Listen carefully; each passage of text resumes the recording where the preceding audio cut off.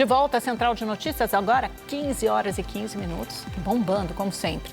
Chegou ao fim o New START, que é o principal e último acordo que colocava limites e garantias de fiscalização sobre as armas nucleares estratégicas dos Estados Unidos e da Rússia. Com isso, o mundo passa por uma situação inédita em mais de 50 anos. As duas potências com os maiores arsenais nucleares do mundo não possuem nenhuma trava para impedir uma nova corrida armamentista. Para fazer análise desse assunto, vamos direto a Genebra, na Suíça, conversar com Renato Machado, nosso analista de assuntos internacionais. Renato, fiquei até nervosa, já comecei a trocar aqui as bolas, as letras, a gente falando de penduricalho, de salário, mas tudo pode acabar numa corrida armamentista. Estou fazendo troça, estou fazendo brincadeira, mas o assunto é muito sério. Nos conte sobre o New START, sobre esse fim do acordo, né, que fazia com que as duas grandes potências nucleares moderassem mais ou menos essa escalada e o que pode acontecer daqui para frente. Boa tarde, Amanda, tudo bem? Olha, Amanda, 1.550 armas nucleares, ogivas nucleares na mão de Putin, na mão de Trump, já não era uma situação muito segura, só que agora podia piorar e piorou ainda mais. Tentando ter uma perspectiva mais otimista, isso pode fazer parte da estratégia de Trump que a gente conhece, que ele joga duro para tentar negociar, para tentar obter vantagens na negociação. É isso que a gente espera.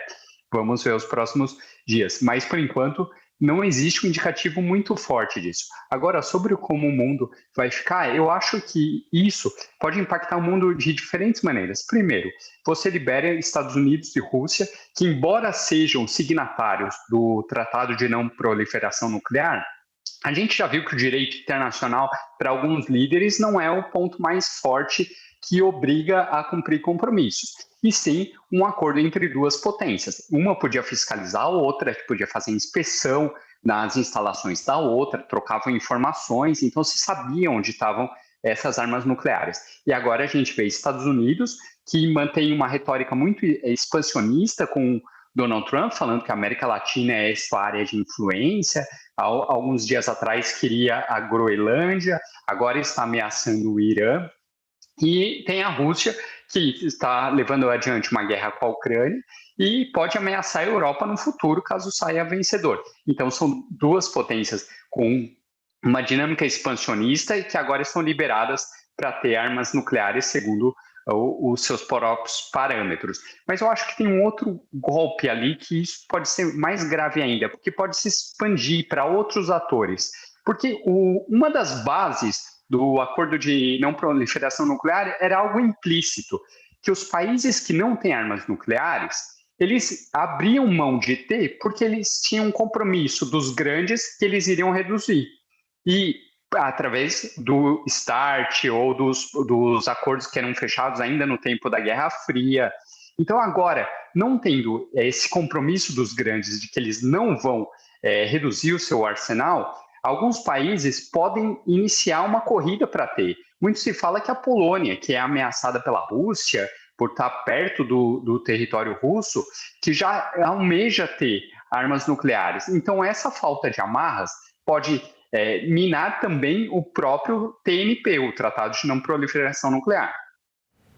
Ô, Renato, me fala muito rapidamente sobre o Epstein, né, que esse predador sexual que já foi preso, acabou supostamente se matando na cadeia nos Estados Unidos e sempre gera muito controvérsia, quilos e quilos de documentos foram divulgados recentemente. Só que, em vez de toda essa repercussão acontecer nos Estados Unidos, agora é o primeiro-ministro britânico Keir Starmer que está na corda bamba. Ele precisou vir a público pedir desculpas às vítimas do Jeffrey Epstein, justamente por ter indicado o ex-embaixador britânico nos Estados Unidos, que era alguém que tinha relações próximas com Epstein. Como é que essa história está repercutindo no Reino Unido?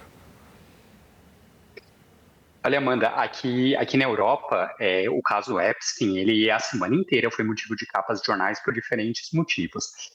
Alguns dias atrás, era a princesa herdeira da monarquia da Noruega, que os novos documentos que foram revelados mostraram que a Mette Marriott ela tinha uma relação a mais do que se sabia, uma relação mais próxima, uma relação mais de amizade. E isso já abalou um pouco a credibilidade dela, que é o principal nome para assumir o trono. E agora o caso do Keir Starmer. O cargo do Keir Starmer está sim a perigo, por isso que ele saiu para pedir desculpas. Quando ele nomeou o Mandelson para ser o embaixador em Washington, já era polêmico, porque já se sabia da relação dele com o Jeffrey Epstein. Quando saiu a primeira leva de documentos, na qual, inclusive, tem uma foto do Mandelson de roupão conversando com Epstein, aí então ele foi demitido. O caso esfriou um pouco e agora surge a nova leva de documentos, que além das questões sexuais, leva para um outro parâmetro, que mostra que Mandelson recebeu dinheiro de Jeffrey Epstein. Inclusive o seu companheiro, que é brasileiro, também teria recebido dinheiro para um tratamento. Em troca disso, o que se fala é que ele teria vazado informações sensíveis de mercado. Lembrando que nessa época, o Mandelson ele era o secretário de comércio do Reino Unido, então ele vazou essas informações sensíveis e tudo isso agora coloca a perigo o cargo do Keir Starmer, porque ele bancou a nomeação no primeiro momento, quando já era criticado, depois acabou demitindo, só que agora ele se diz traído, se diz que acreditou nas mentiras de Mandelson, mas a situação dele está complicada porque até correligionários estão pedindo a sua demissão. Obrigada, Renato. Nos falamos mais amanhã.